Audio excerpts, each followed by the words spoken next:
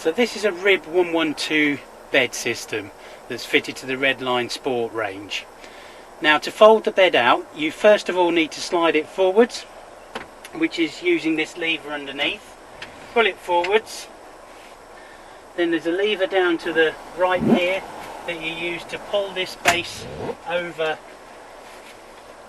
and make that part of the bed. You then have a bar at the back here which you lift up, and that allows this centre section to drop down. And then again on the right you push a lever down and you can stop this wherever you want to make the rest of the rib bed. As you can see, you're sleeping on the back of it, so it's a flatter and it's also a more durable bed system. It's worth noting with the rib bed that it gives you added storage during the night time underneath the seat, which is easy to access.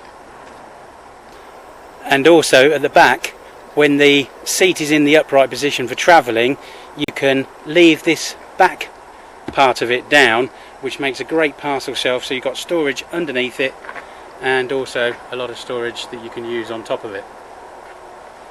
I hope you've enjoyed watching the video. Thanks for watching.